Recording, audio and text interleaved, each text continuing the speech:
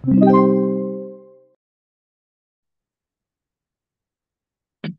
a W 450 by 90 beam is to be supported by a 250 mm wide concrete wall with FC prime 27.5 megapascals. Beam loads induce an end reaction of 240 kilonewtons. We are given the following beam properties. You have the overall depth, 450 mm, thickness of flange, 18 mm, uh, width of the flange, BF, 190 mm, thickness of web, 10 mm, yung K, 35 mm, and Fy is 248 megapascals. We are also given the allowable bearing stress on the support. Um, that is 0.35 of FC prime. And then allowable bending stress in the plate is 0.75 of Fy. Okay? So just to visualize, ang idea nito is meron lang tayong wide flange na nakapatong sa concrete wall. So bali, kung halimbawa, ito yung wide flange natin.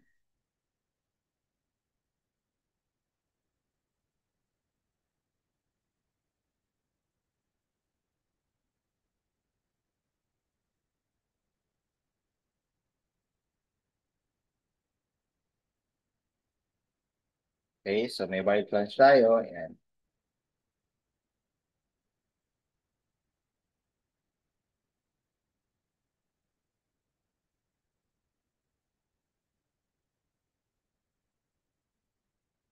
Ayan. So nakapatong siya sa concrete wall. So let's say ito yung concrete wall.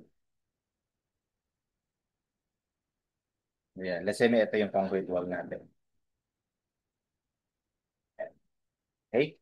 So sabi sa problem, yung wall daw na to, ang haba ay, or ang width ay 250 mm. So, bali ito ay 250 mm.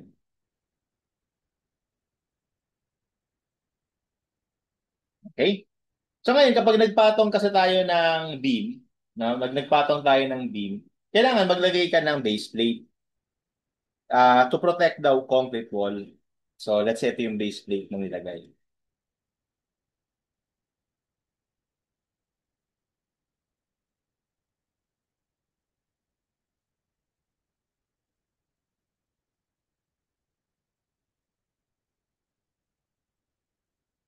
Yan. Okay, so may base plate ka na ilalagay, syempre. No? Para maprotektahan yung concrete wall.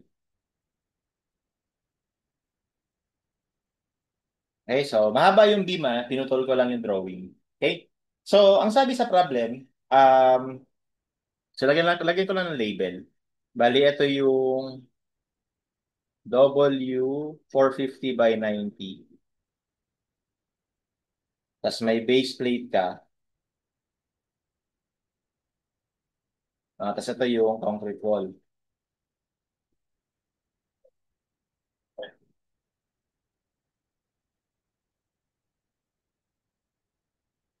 Ayan. Okay?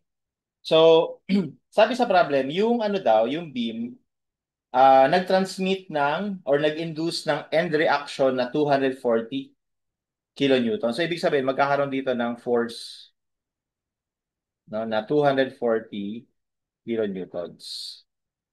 Okay, so the first question is, what is the width of the bearing plate required if the bearing length is 100 mm? So, tinutukoy niya dito na bearing length. Ito yan.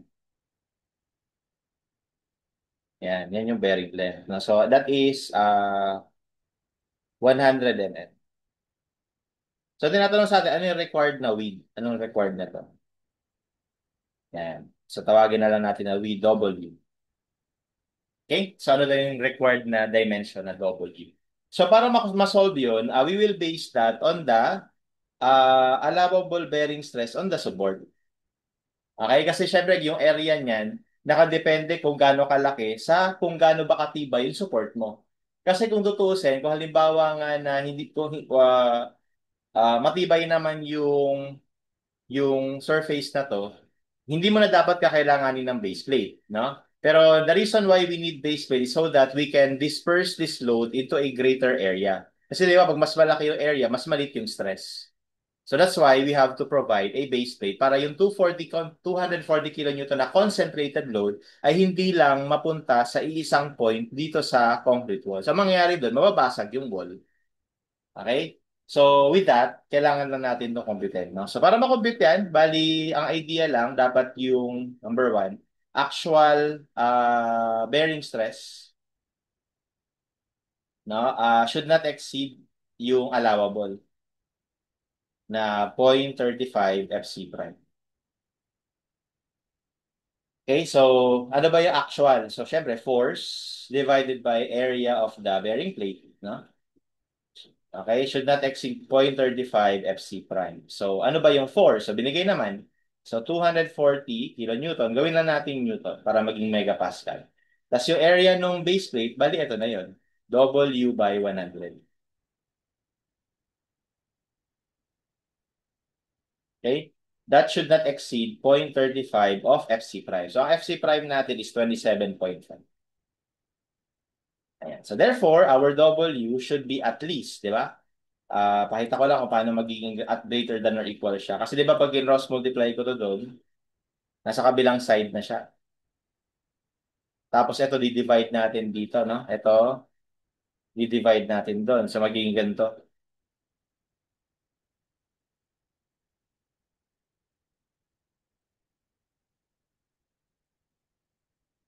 Ngayon ganyan. So kapag binaliktad mo, magbabaliktad din yung inequality.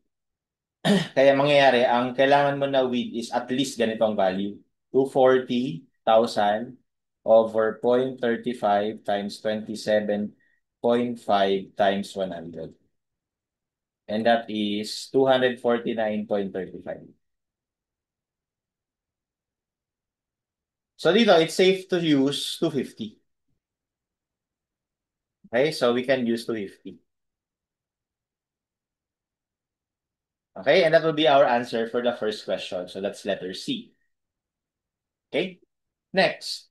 If the critical section for bending in bearing plate is at a distance k from the centroidal y-axis of the web, find the required bearing plate thickness. So, ang thickness naman by default is nalalaman natin sa bending ng bearing plate. So, paano ba mag-bend yung bearing plate dyan? So, ang idea, kapag may force dito na tutulak, itong bearing plate na to is pwedeng mag-bend sa ganitong paraan. Pwede siya mag-bend ng ganito. Aangat yan. Gaganto siya. Gaganyan. No?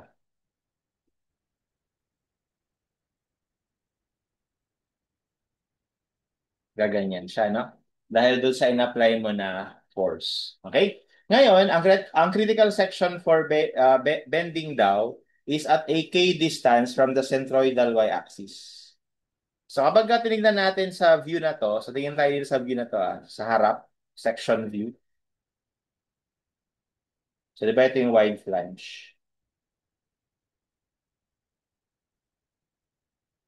Yan. Tapos ito yung bearing plate.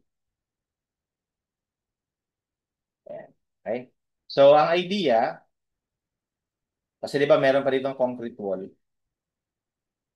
Yung concrete wall natin. No? So di ba meron tayong force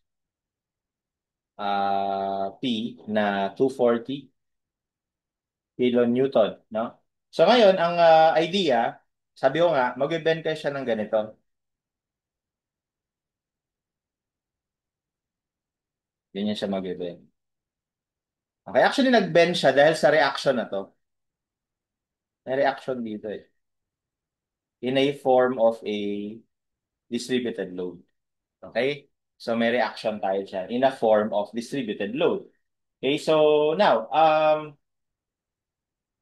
how do I compute this reaction? So ito reaction na to, tawagin na lang siguro natin ito na FP. Okay, that is just P over area ng bearing plate. Okay? So parang upward siya na ano na area. Okay? So ang ginagawa rin natin hindi, banggitin ko muna na yung critical section for bending, ay sabi niya nasa k distance from the centroidal y-axis. Di ba ito yung centroidal y-axis? So ibig sabihin nandito. Yan, sa distance na yan. Distance k. So, nandito yung critical section for bending. Okay? So, isa pang ginagawa natin to simplify our computation is that total constant naman yung area dito. No? So, ang ginagawa usually is kumukuha lang na isang 1 mm na width.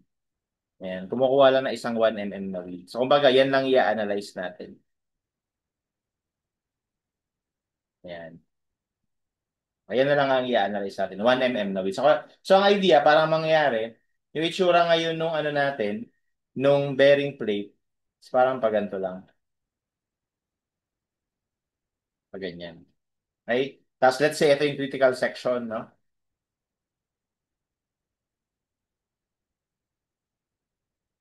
So, let's say ito yun. Yan din yun. Okay? So, ngayon, itong, parang anong nangyari? Parang ito, subject ito sa distributed load.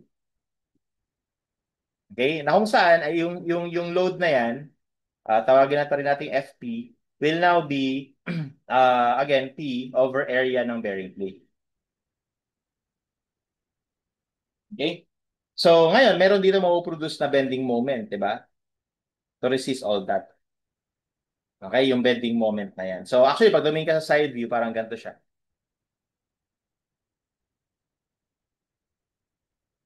Ayan, para siyang cantilever.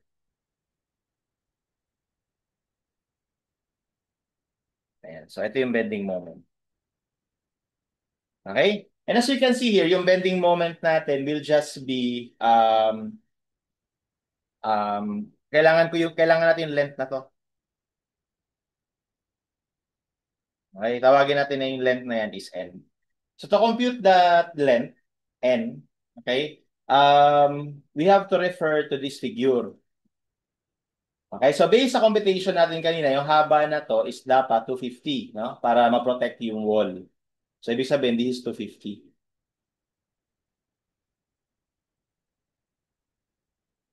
Okay, so itutukoy natin na N dito, ito lang. Yan. Okay, so apparently yung N will just be, kasi di ba mula dito hanggang dito, bali ano lang, gano'n na lang, kalahati ito ng 250, di ba? Ima-minus lang natin yung K. So ibig sabihin, yung N natin is just 250 over 2 minus yung K. Which is ang K, sabi sa problem, ay 35.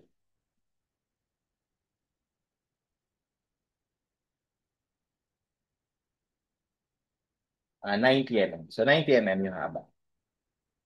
Okay? So dito makikita natin na pag kukunin natin itong moment reaction, mag-moment ka lang dyan. And that is just FP, FP times N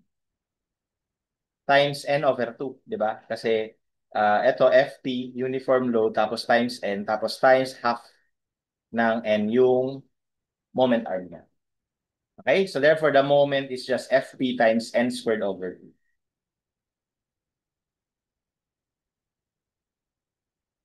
Okay?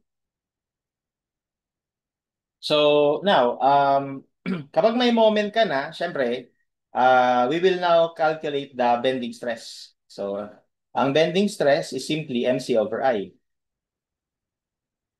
Okay? So, ang tanong lang, ano yung C, ano yung I? Kasi yung M, ito na yun, FPN squared over 2 times, ano yung C?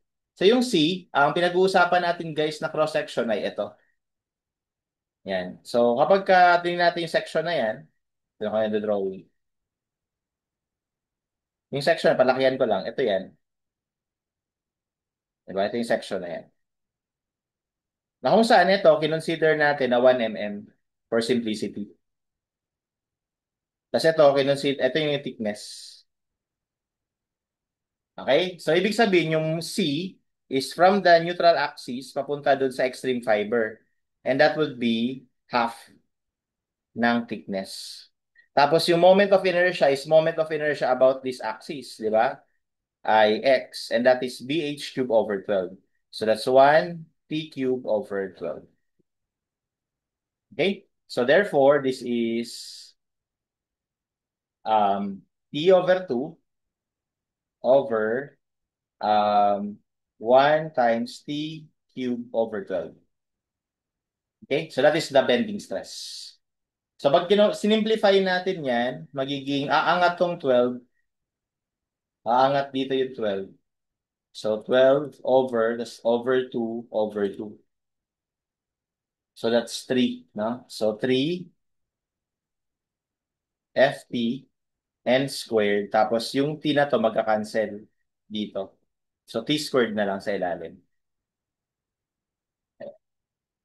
So that is our actual bending stress. So dapat yung actual bending stress hindi lalagpas sa allowable. At ang allowable according to the problem is 0.75 of Fy. So actually itong allowable na to, ito yung ginagamit sa lumang code, no? Yung ASD na code, allowable stress design. So sa lumang code talagang naka-default yan na 0.75 of Fy. Kaya naman yung iba, derive na yung formula dito. So 'di ba dito ay 3 Fp n squared over T squared, di ba? So, in-equate na yan sa 0.75 Fy. And then, dahil sinusolve natin is itong T na to, cross-multiply mo to doon, tapos di-divide mo to dito. So, magiging ganito ang itsura. So, T squared is equal to 3Fp, binaliktad ko lang n squared over 0.75 of Fy. Tapos, yung 3 over 0.75, pag sinimplify, magiging 4. Then, magiging 4 Fp n squared over Fy. Tapos, dahil naka-square ito, syempre, square root natin. So, ang yung required thickness is, di ba ang square root ng 4, 2. Ang square root ng n squared is n. So, magiging 2n square root of Fp over Fy. Ayan. So, yung iba, ginagamit na tong formulang to kapag nagko-compute ng thickness ng plate. Dumediretso na dyan. Okay? However, take note na dito, ang underlying assumptions, no, is yung allowable bending stress is 0.75 of F1. Okay, syempre, pag yung allowable bending stress hindi na to pwede. Okay? So, ang mangyayari, di-derive mo ulit or kukunin mo ulit or equate mo ulit ito dito sa kung ano man yung allowable bending stress na pinapagamit. Okay? So, pero ito ay para lang sa allowable bending stress na 0.75 of F1. Anyway, kapag ginamit natin yan, no? So gamitin natin dito, try natin kung masasolve natin kaagad. So bali, ang kailangan ko na lang FP. So di ba FP, sabi nga natin. So dito ko na lang gawin ha. So 2n, di ba yung n 90? Ayan o, 90. Square root of, so dito, lagay ko na dito yung FP, yung allowable, actual stress or itong FP na yung bearing stress over Fy. Fy is 248 and 248. Okay, so we have ito ay 240,000 over area ng bearing plate. So 250 times 100. Okay, and that gives us 35.41 mm. Okay, so sa original na derivation, dito sa derivation na to, ang totoong ano nito, ang totoong formula nito, hindi naman talaga equal yan eh. Dapat ano yan, T is at least, no? 2n square root of Fp over Fy. So at least, so ibig sabihin, yung makukuha natin dito is yung minimum thickness. So ito minimum to. So that's why kung kahit anong higher than that is okay to be used. So we can just use 36 mm.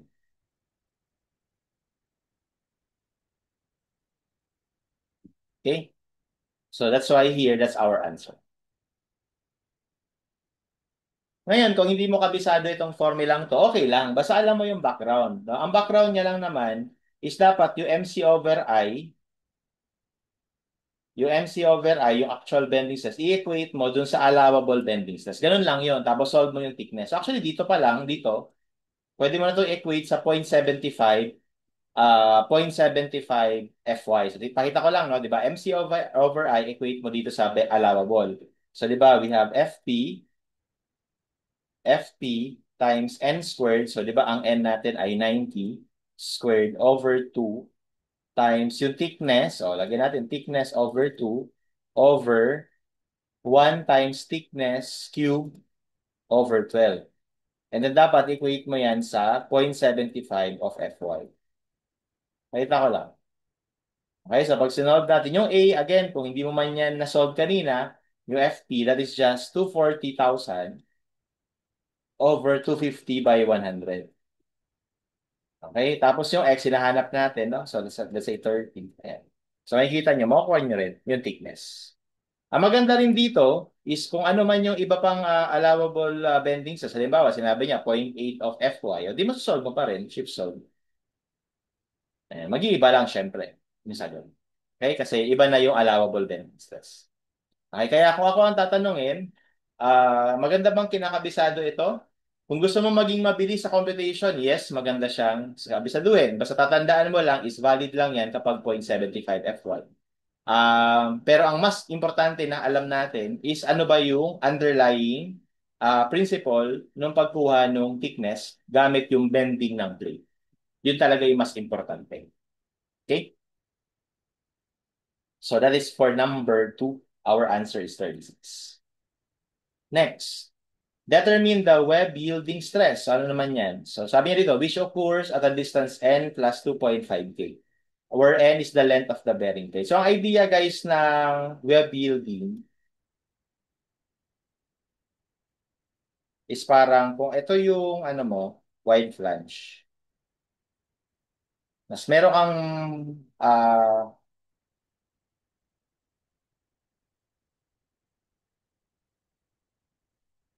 mas meron kang concentrated load na malaki, no? So, ang pwede mangyari dyan sa wide flange mo ay ganito. Pwedeng itong web mo mag-yield, no? So, maganda siya. Mag-yield siya.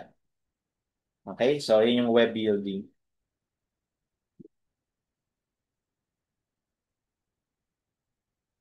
Okay? So, to prevent that, ang ginagawa natin, nagpo-provide tayo ng bearing plate.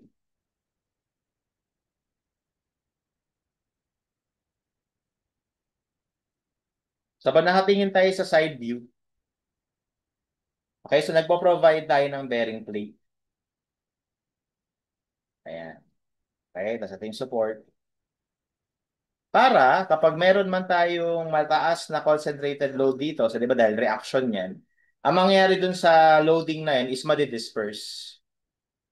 So parang, ayan, magaganyan siya, madidisperse siya. So, and according to NSCP, um, yung slope nito is 2.5 horizontal or 5 over, ano to eh, 5 is to 2 eh. 5 horizontal, 2 vertical. Okay? 5 horizontal, 2 vertical. Okay? And ang critical section daw for web building, according to the code din to, ay nasa distance K ng above nung flange. Okay? So nasa distance K. Kaya ang nangyayari, nagkakaroon ng web yielding dito sa part na to. Diyan. Okay? So itong reaction na to is ika-counteract ng reaction sa web. So ito nga yung magiging stress dun sa web. Okay? So yan yung web yielding stress.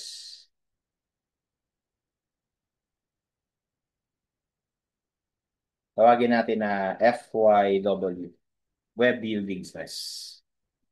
Okay? And how do we compute the web yielding stress?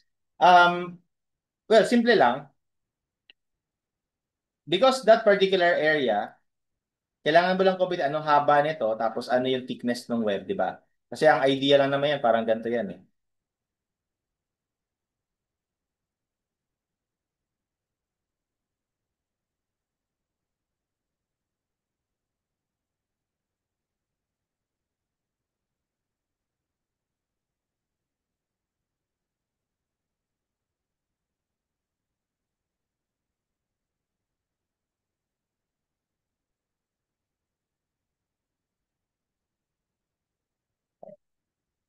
Kasi di ba nandito yung bearing plate? Ayan. Okay? So, ang idea lang is, etong tinutukoy natin na area na to, Ito yan. Yan. Yan yung area ng web under yielding. Yan. Okay, and what is the area of that? As you can see, whatever this length, di ba? Whatever, tawagin ko lang muna na L, tapos whatever this thickness. And apparently, yung thickness na to is just the thickness of the web. Okay, kaya yung area niyan is just yung L times thickness of the web. So ano tong L? So yung L, ibabase natin ngayon dun sa length ng bearing plate. So di ba ito yung length ng bearing plate na N. Okay, so bali kapag pinroject mo to sa taas, bali N din to. Plus ito. Di ba? So ano yung x na yan? So as you can see, meron naman tayo diyang slope. So we can do similar triangle. So bali, itong triangle na to ay similar. Ang slope niya, 5 horizontal, 2 vertical. So itong height niya is k. Tapos yung base niya x. So we can say that x over k is equal to, so horizontal over vertical. And from there, we can see that x is actually, di ba 5 over 2 is 2.5? 2.5 of k. And ito actually naka-mention doon sa problem. Lumalabas ngayon na yung L natin is N plus X, di ba? At yung X natin ay 2.5K. So ito yung naka-mention doon sa problem. Ito yan. Okay? So yan yung parang yan yung parang yielding length niya. Okay? So with that, we can compute the web yielding stress. So therefore, the web yielding stress is equal to force. Gawin lang nating Newton over area. So yung area natin ay L. So N plus 2.5K times thickness of the web. And nandun naman sa given yung mga values niya. So computing ko lang diretsyo. So yung N natin ay 100 plus 2.5. Yung K natin, di ba, 35. Plus yung thickness ng web natin ay 10. Double check ko lang. So yung K natin 35, thickness ng web 10. So yan. And the value is 128 megapascals.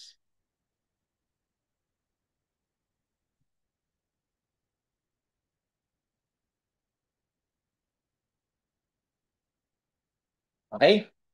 So, that's how we compute the web yielding stress. So, you might ask, sir, ano ba? Yung web yielding stress ba, laging N plus 2.5K yung area?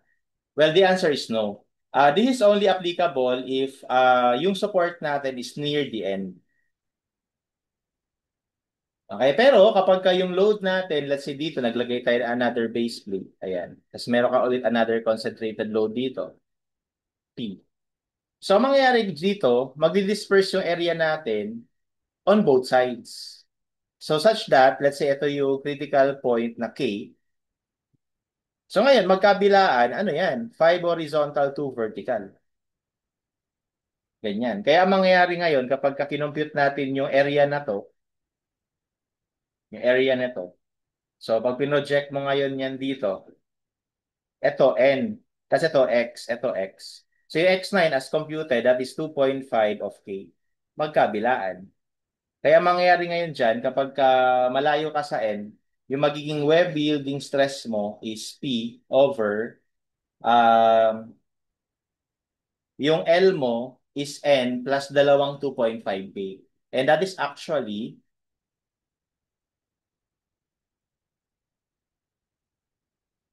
N plus 5K. Okay, times thickness naman. So mag-iiba siya kapag far from the end.